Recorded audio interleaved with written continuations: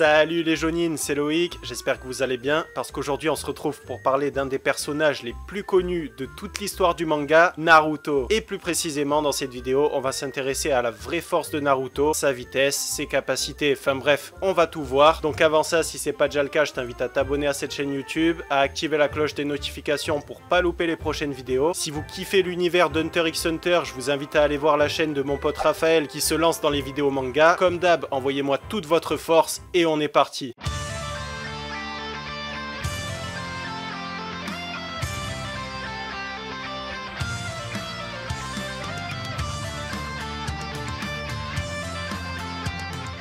Naruto Uzumaki, c'est un ninja du village caché de Konoha. Depuis qu'il est bébé, Naruto a clairement pas eu une enfance facile. Déjà, ses parents, Minato et Kushina, se sont sacrifiés pour pouvoir le sauver et protéger le village. Et par la même occasion, son père a scellé le démon renard à 9 queues dans le corps de son fils. Et à cause de ça, la majeure partie des habitants du village lui ont tourné le dos et l'ont complètement ignoré pendant toute son enfance. Mais heureusement, par la suite, Hiroka va lui témoigner de l'amour et de l'affection, ce qui va complètement changer le comportement et la mentalité de Naruto. Et au lieu de continuer à faire des bêtises pour attirer l'attention, il va décider de tout faire pour devenir Hokage et pour obtenir l'amour et la reconnaissance du village avec sa propre force et ses propres compétences. Et avant de continuer la vidéo, les jaunines, j'aimerais vous faire deux remarques importantes concernant cette évolution. Déjà, petit 1, je vous invite à encourager vos proches et à leur montrer que vous croyez en eux. Vous imaginez pas la puissance et l'impact d'une remarque positive et sincère sur quelqu'un qui doute de lui-même. Très souvent, malheureusement, on va utiliser notre langue pour critiquer, pour rabaisser et pour faire du mal, alors qu'en réalité, ça peut être un des meilleurs moyens pour faire le bien. Et si Hiruka n'avait pas témoigné de l'amour à Naruto, qui sait comment il aurait pu tourner? Un peu comme Gaara qui n'a absolument jamais reçu d'amour de toute sa vie et au final c'est devenu un meurtrier sanguinaire. Et deuxièmement, la mentalité de Naruto est vraiment exemplaire et je vous invite à vous en inspirer. Il a non seulement réussi à sauver son ami des ténèbres et à en faire un allié de taille pour le village, mais aussi et surtout, le mec a réalisé son rêve de devenir Hokage et d'être aimé par absolument tout son village.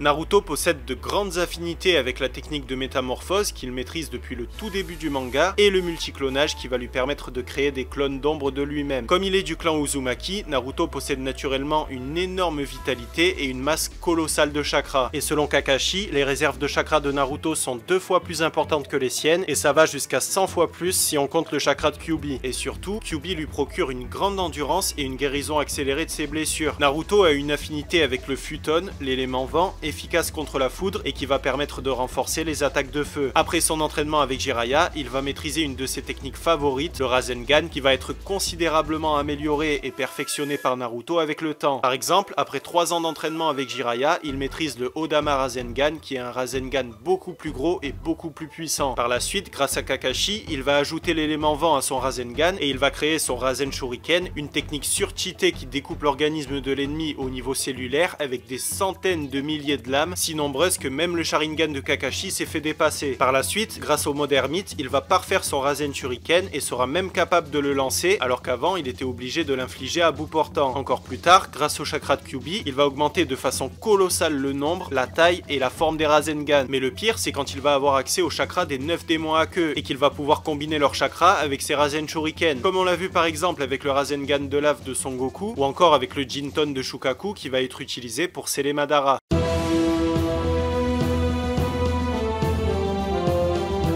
Après son entraînement avec les crapauds, Naruto va maîtriser à 100% le mode ermite. Et dans ce mode, la perception du combat prend une toute autre dimension. Déjà, absolument toutes les caractéristiques de Naruto sont décuplées, et ça concerne aussi bien le ninjutsu et le taijutsu que l'utilisation des 5 sens. Le mode ermite permet aussi de sentir et de reconnaître le chakra des personnes qui nous entourent, et de voir venir une attaque afin de l'esquiver au tout dernier moment et de surprendre ses adversaires. Grâce au mode ermite, Naruto possède une résistance phénoménale et il devient capable de soulever des tonnes entières, comme on l'a vu avec Kyuubi qu'il a réussi à soulever comme si c'était un petit chaton.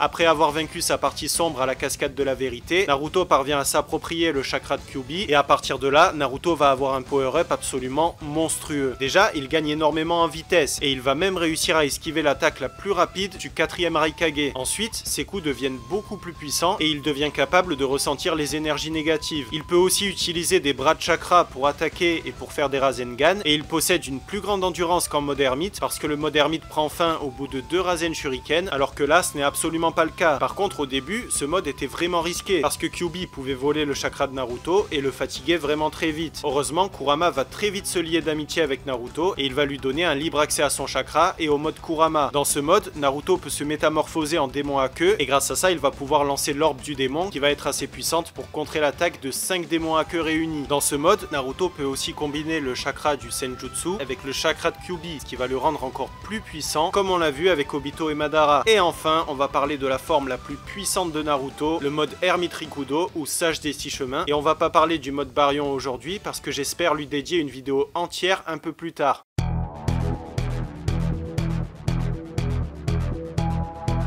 Naruto va encore nous faire un bond de puissance monstrueux quand l'Hermite Rikudo va lui donner de son chakra et de ses pouvoirs. Dans cet état, Naruto peut utiliser ses pouvoirs pour raviver la force vitale et il peut aussi recréer les organes perdus comme on l'a vu avec Gai et Kakashi. Ce mode va donner la capacité à Naruto de voler et d'invoquer les Gudodama, les sphères noires, qui peuvent aussi bien attaquer et réduire à néant la matière comme on l'a vu avec Obito, mais aussi défendre en parant plusieurs types d'attaques. Dans cette forme, Naruto peut aussi fusionner ses Gudodama avec ses Rasengan et ses Rasen Shuriken deviennent si puissants qu'ils sont capables de contrer la flèche Jinra, la technique la plus puissante de Sasuke.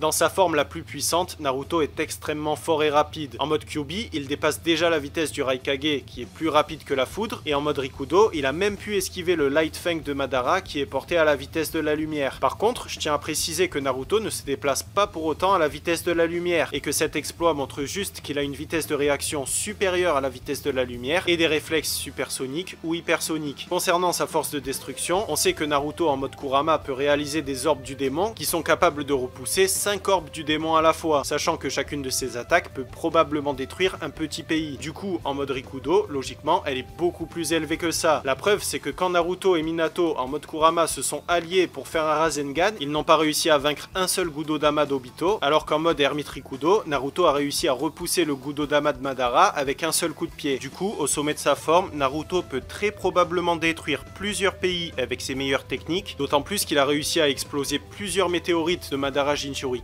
et on a vu les dégâts que pouvait faire une seule de ces météorites sur la Terre, alors que Madara était 1000 fois moins fort vu qu'il était en Edo Tensei. Concernant ses faiblesses, Naruto est très nul en Genjutsu, il ne peut faire aucun sort d'illusion, il ne possède aucun Dojutsu, c'est-à-dire le pouvoir des pupilles, et enfin, on sait que contrairement à son père, il ne peut pas utiliser la téléportation.